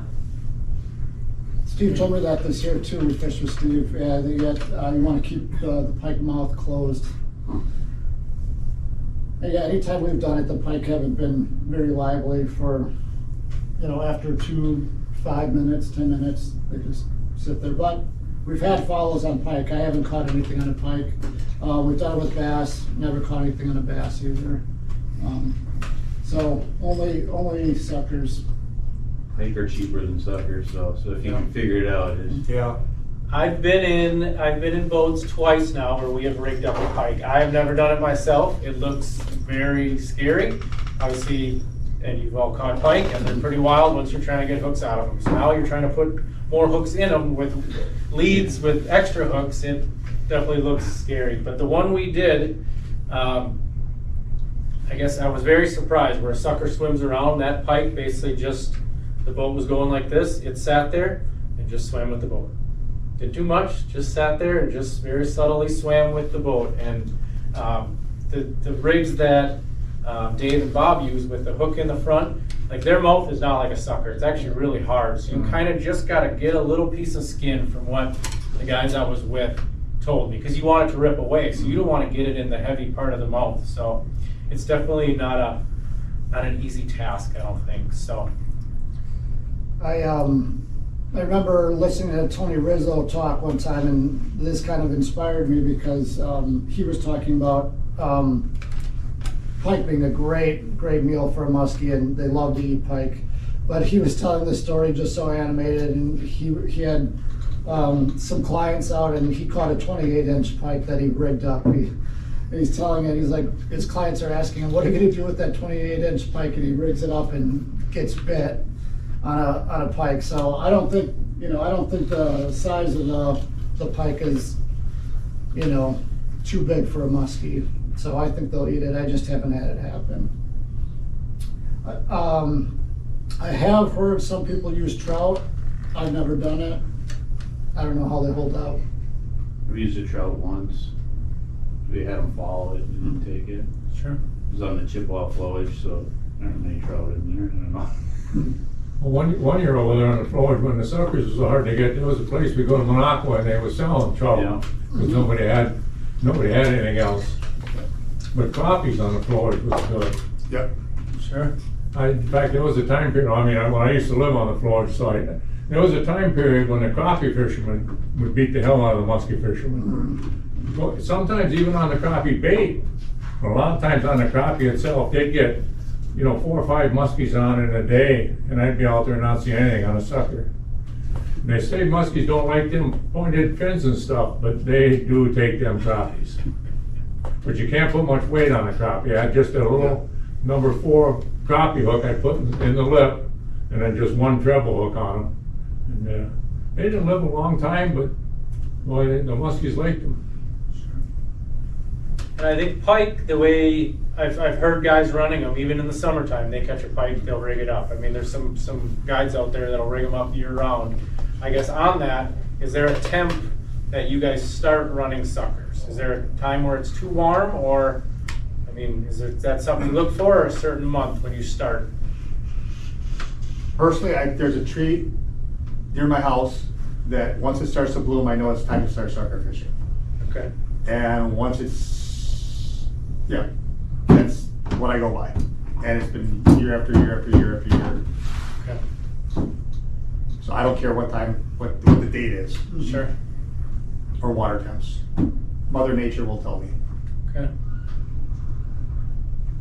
I guess probably around 50, 55 degrees, I'll start. Okay. I don't like it too much warmer than that, otherwise you're just throwing $15 bills out the window, because the suckers don't like it that warm. Sure. And then usually up to that point too, you can still do pretty good just casting bait, so you really don't need the meat out there at that point. They're still chasing bucktails and topwaters. I don't want to be dragging a sucker. I want to cover some water. Sure. Yeah, same for me. It's not really a date on the calendar. Once those cool mornings start, I know it's cooler north, so then those temps are cooling off. It's usually October, end of September sometimes, but depends on that air temp. Once it starts cooling off consistently, where I feel like it's cold enough north, I'll start sucker fishing. Start north and then work my way south if lakes freeze up north, now that we can fish until the end of December.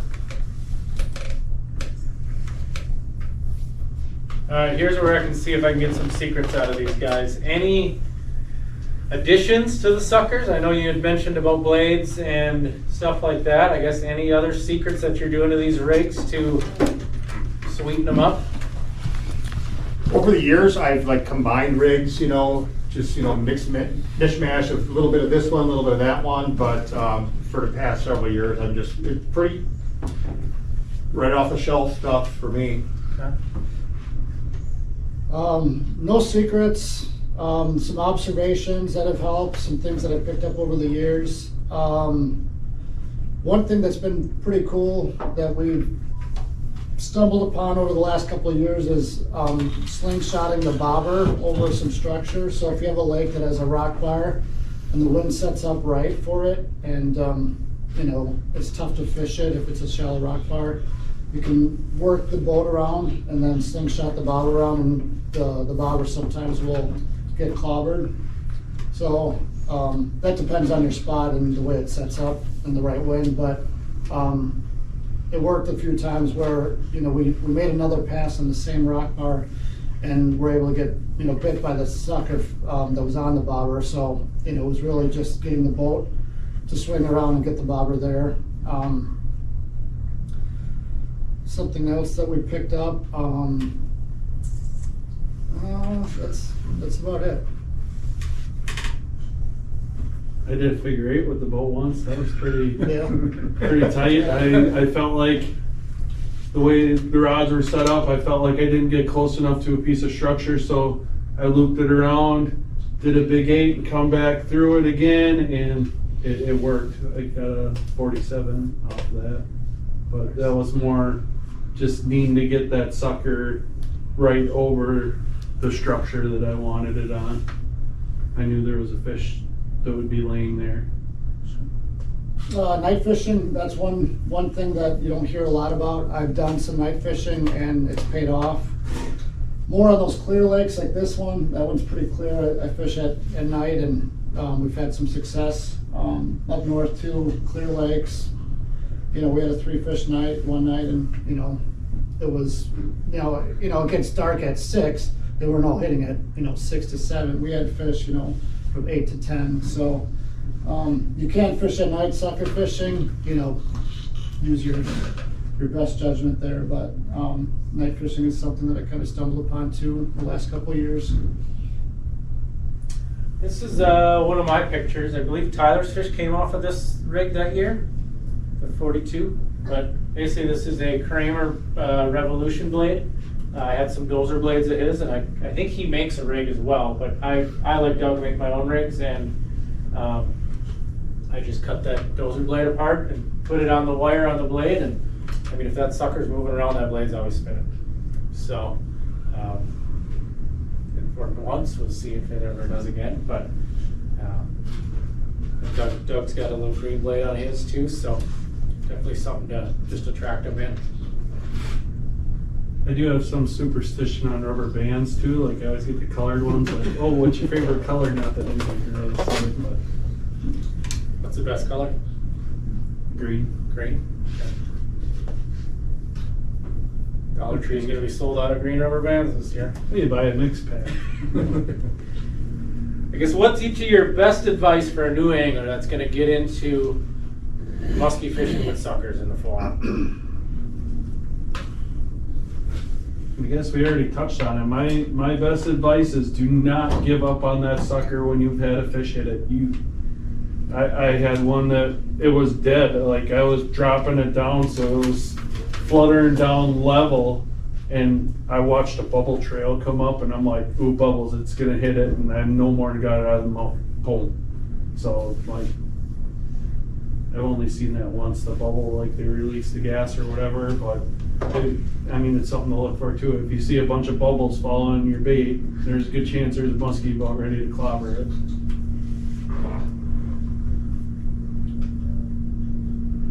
I think even with experienced anglers, if you're going to start sucker fishing, do some research, be prepared. Usually sucker fishing's in the fall, so that means colder water. You have to take a little extra precaution. Ice can be involved too, so have a checklist ready for just getting to the launch. You probably hear stories about people throwing down kitty litter or having to do different things to get the boat out. We fished while it's snowing, while it's sleeting, so It can be a little dangerous, especially even just, standing in the boat, you can get slippery on the deck, so be prepared, with the conditions. Your setup, make sure you have a good setup, check all your ties, your connections, your line, check for wear. Like I said, I've had failures at almost every step of the rig, I've had harness failures, I've had line failure, even a reel, the housing break on a hook set. So check your gear often, be prepared. If you don't know where to start, get some intel from people that fish the lake, or start at your favorite lake and, try to break it down that way. As far as newer anglers, as I mentioned earlier, you can have all the right equipment, all the right, lively suckers and great reel, great rod and everything. But again, for me, it all boils down to timing and angles. And that just comes with time. What it comes from is losing a lot of fish, quite frankly, and I've lost a lot. So, just do what works, and preferably go with somebody who's got some experience with it. Pick their brains. Another thing I would mention as well is that, I've learned a lot just by going on YouTube and just look up sucker fishing, muskies. And you'll get a dozen different guys, will have a dozen different methods of approaching these. So, as Doug mentioned, kind of pick and choose what sounds like it might work for you until you can incorporate it into your own program. And then once you start having some success, then you can kind of tweak it a little bit here and there. But once you get something dialed in, stick with it. Again, it doesn't work in 100% of situations, but I'm pretty confident with the stuff that I'm going out with that, if we get a shot at a fish, that I'm confident we'll get her in a boat. I'll even add to that, obviously, your release tools. Like, have your release tools ready. Now you're not gonna have a lure now anymore. You're gonna have 2 leads with hooks on them, and then a hook in the front. So I mean, depending on how long you wait on this, it could be a little bit deeper. It could be right on the corner of the mouth. So definitely have your release tools ready in case you have to cut something, in case you have to dig deep to get a hook out, and there's another one in the other side of its mouth. So definitely be ready with all of that. Even with handling the suckers, so one of those pictures showed a little net. I love using a net to get a sucker out. You can get it with your hand, I've done it plenty of times, and that helps, pick the right sucker out if you're being selective on which sucker you want up next. Dipping that net in and grabbing the sucker, holding it in the live well until you're ready. I like to lay my rig flat on the boat and then, plan the way I'm going to hook the sucker. If it's really cold late in the year, sometimes I'll even lay down a towel and set that sucker down. I know it grabs some of the slime, but now you have more grip. The sucker's kicking, hooks are sharp. You can't feel your fingers. It just helps. So being prepared to even rig up your suckers, that's one thing that you want to plan for. You mentioned the release tools too. Being prepared to handle a muskie in cold weather with cold fingers. It's best to be prepared. And one other thing that I do also, especially in the fall, I've constantly got some gloves on, not like mittens or anything, but rubber gloves. I forgot what it's called. Neoprene? Nitrile gloves. I've tried the latex, but some people have latex allergies, so I've used the nitrile gloves, the thick ones, thickest you can get. Like, I forgot what the mill is on them, but I just get a box of 50 pairs from Harbor Freight. Yeah. And that way, when you're handling your suckers and everything and handling the fish, your hands are dry. They're cold, but they're dry. And then the rest of the day, I can just slap some mittens on top of those. And if I need to handle anything or tie anything, I can still, move my hands freely. That's been a game changer for me for the past probably 6 or 7 years. I was going to bring that up because I do that as well. I used to grab them from work. Yeah. There's nothing worse than being out there with cold, wet hands, especially hand warmers in your pockets. Yeah, it sucks. I do like to rig up my suckers on shore too before I even go out, at the launch, get my suckers rigged up, go warm up my hands in the truck for a couple minutes, and then go. And one other thing that Dave was mentioning earlier about, sometimes you need to break ice. A lot of times later in the season, there's some lakes that may have like some skim ice on or whatever. I bring shovels, picks, stuff like that, just to kind of bust a hole out. And I know Charlie and his son last year, we went out there. They got to the lake before we did, but they busted a little hole, and we tried making another bigger hole or line to where there was some more open water, but we just couldn't get there. So we tried, but then we went back a week and a half later. I think that was caught our last sucker fish December 30th last year. So we had a little bit of a warm up. So that's the latest I've ever caught ever put a muskie in a boat. Might be the only time. Yeah, well, we're very fortunate. It was such a nice day. Why not? Let's go try it. And I still had some suckers laying around, so. Well, we'll open it up to any questions for these guys that we didn't cover. So I don't use the rubber bands, but I'm kind of interested in them, especially since you can rig them up ahead of time. I never really thought about that. And I tend to hurt my suckers on occasion when I'm hooking them 3 different ways, Like you said, you can get them in the water longer. Do the rubber bands hold up? Like, does it kill the suckers if they sit in there overnight with that rubber band in? You cut it every night when you're done? Or Yeah, I cut them every night when I'm done and pull might them break out. down the rubber band otherwise too, I suppose, huh? Yeah, I would think you'd have to take off the whole stay lock. I don't know how else you could Sure. keep that on there. Maybe if you made a bigger loop at the end that you could slide the other end of the stay lock on, you might be able to do that. It just seems like it'd be a quicker process with the rubber band. I might give it a try this year. Some, rig them up beforehand, like you said. I don't need to save it for a whole day or nothing after that. I basically just do it in steps. So like I'll put the rubber band on, throw the leads on, and then I'll throw it in the live well, and I'll let it get some oxygen, and then I'll start on the next one. I'll put the rubber band in, put the leads on the clamp, close it, then I'll go back to the first one. And I'll finish putting the hooks in the side, and then I'll go back to the other one, put the hooks in the side, just so they ain't, they're out of the water for 2 minutes and 30 seconds instead of 5 minutes straight. Yeah.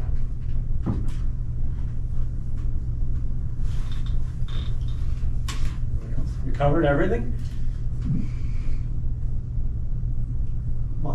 No muskies? Oh, yeah. Yeah, anything you guys want to cover that we didn't cover? We do I fish a tournament down in Pewaukee every November called Suckerfest. A buddy of mine runs it, and he's my partner, and for the past several years we've been running suckers with no hooks in them. And we do is just poke a hole in the upper lip with a hole punch, or just with the tip of your needle nose pliers, and then you just take some, I think it's 60-pound Seaguar, which is basically like this stuff right here. It's just fluorocarbon, and you tie about a 24-inch lead, and you just tie 3 square knots on it, and you just set it out there. No weights, nothing. Just let the fish swim out there, and the muskies will actually grab it, and it'll peel it off. It'll peel off the line, and you set your timer on your phone for an hour. What that fish will do is it'll swallow it head first. There's no hooks in it, and once the hour goes off, then you start getting everything ready, and you just start reeling steady but slowly. Steady but slowly, bring that fish to the surface, and your partner has to have the net exactly like at the surface of the water, because as soon as that muskie sees the boat or the surface, it's gonna puke it up. And we've had some success doing that. So it's really neat, it's something different. It's just that we couldn't get any bites on anything that had hardware on it. Yeah, we heard that the bite was tough like the week prior too, so we said, well, let's just give this a shot. And this is I think this is an old Dick Pearson thing or someone. Sure. We saw it on YouTube years ago. What the heck, we'll try it, so. Clear water's got to be a good tactic, no hardware. Yeah, and it was fairly clear, the lake we were fishing. So it can be done. We got two muskies with no suckers, and nobody believed us. Sure. So. We did it once with hardware. We were on a bad streak, and I was up on the sucker, and I said, I'm not going to set the hook. I don't know why I said I'm gonna Dahlberg it. Dahlberg might have did something. I think it was Larry Dahlberg. I You think know, that's where we got it. I maybe, yeah, that could be where it came from, and I said, I'm gonna Dahlberg this next one, so, it had a harness on it. So, you know, we got it to the surface, dropped the sucker, happened about 3 or 4 times. It came back and grabbed on and was able to slide it up to the surface and get into the net, so, shallower lake, but we were just in having a bad streak, and, you know, felt that this was the only way that, or was gonna give this a shot, I guess. I think that was the idea at the time. We wanted to give it a shot, so that was an interesting one. We haven't done it since, never tried it. Changed other things next time. Yeah. I mean, the first fish we got with no hooks, that thing, it peeled line for about, I don't know, 40, 50 yards. It went straight out to the middle of the lake. And we were working like an 18 to 22 foot break line, and he was out over 30-something feet of water. That fish, in the hour that we counted it down, never went down deeper than like 10 feet. Wow. It was just out there. So then about the time it went off, we had a west blow. We hit west of the fish, and we just drifted towards it. The fish was facing east. We just drifted up behind it. I just scooped it. Fish was looking away, 2 feet below the surface, over 36 feet of water. Fish never saw us coming. Just scooped it up and got him in a net. Fish never saw us.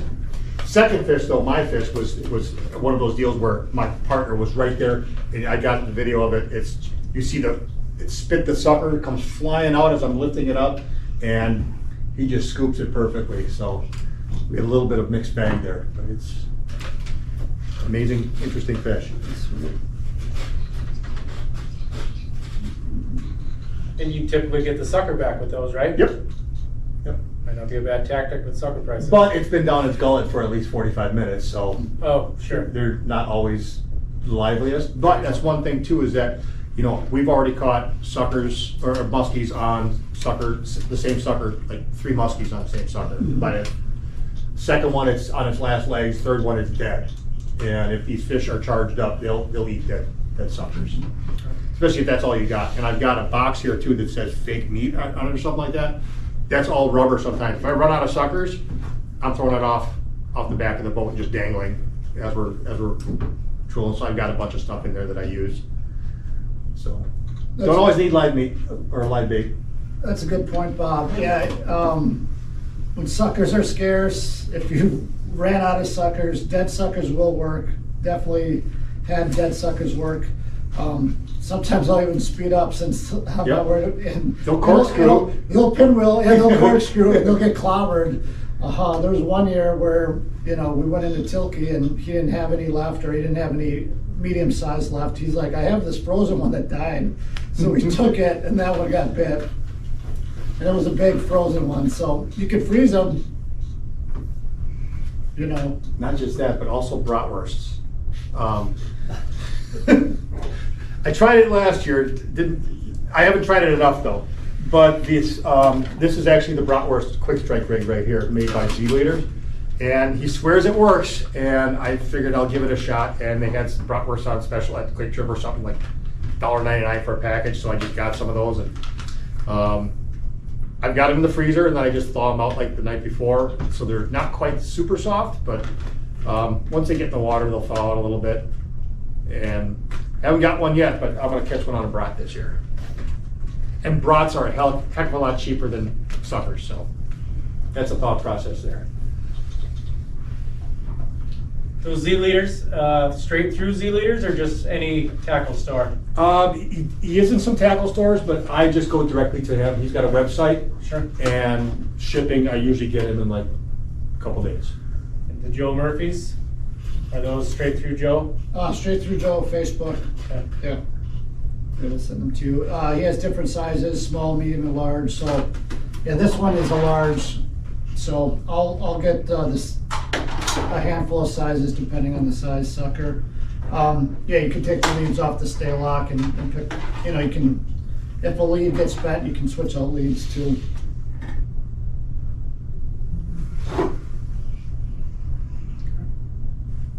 Yep, go You ahead. guys are using the quick strike leaders at all times, right? Just to prevent mortality. Absolutely, yes. And that's the reason, just so people understand, in the old days, what they used to do is just have a big circle hook through the nose of the sucker, set it out there, and also once a muskie starts ripping it, guys would light a cigar. By the time the cigar is done, that's when they set the hook. And that fish, and what they do is they gut hook that fish with that circle hook. They swallow it head first, and they're basically killing every fish. So the quick strike rig came out, I guess Herbie was one of the first guys to work it or develop it. Yeah. And that has really minimized the mortality of fish. And plus it's a mindset change as well across the entire fishing community, that we don't need to have these fish swallow these things for an hour or whatever. And we can catch them and let them go and catch them again. Adding to that too, those circle hooks sometimes are the hooks that actually get the muskie. So most of the time it's going to be on the two trebles, but the circle hook you can catch fish, and it's not something that usually hooks the fish in a bad spot. I haven't had any fish that were hooked in a bad spot with that circle hook. Have you guys ever had a fish where it's maybe hooked real deep, where it did get pretty far? I guess any tactics there? Just last year had one that it was off my bobber rod, and we heard a little zit zit. That was it. Watched it for a couple seconds, looking, nothing's going on. So just like a watch pot never boils, a watch bobber never goes down. So took another cast, and all of a sudden we heard zit zit again. All right, turn around, got back on the fish, banged it, and in that time that I took another cast and didn't even finish it, started to reel in, all of a sudden that fish had already turned that sucker, it was down its gullet already. And this is probably about a 12 to 14 inch sucker. It was already down its gullet, the hooks were jammed it all over, and I looked down the gullet and there's nothing. I could either rip it to shreds and let it go and hope that it heals itself, which was a dead fish, or just leave the rig in there and let it become turtle food. So we just snipped the rig and let it go. Swam off strong, but unfortunately, and that was, we weren't waiting like even 3 minutes, not even 5 minutes. It wasn't a long period of time.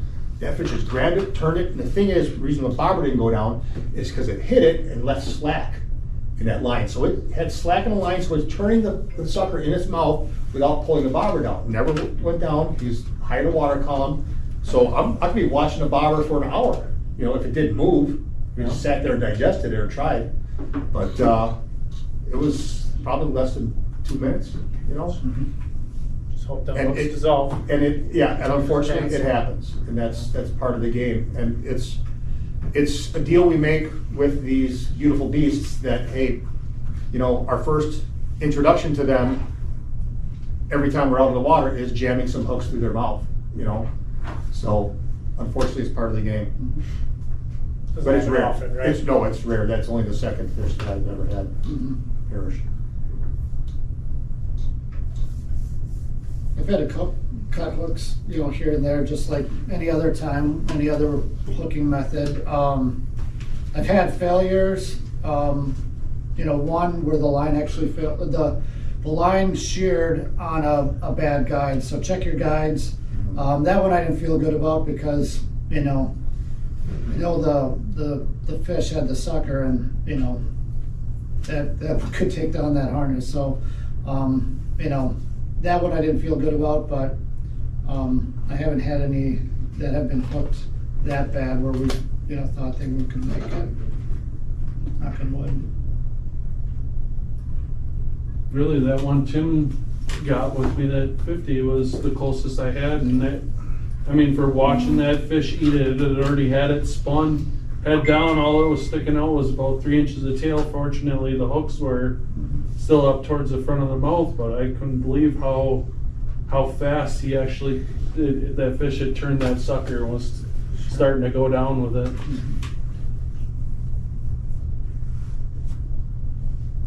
Any other questions? All right, let's give these guys a big round of applause.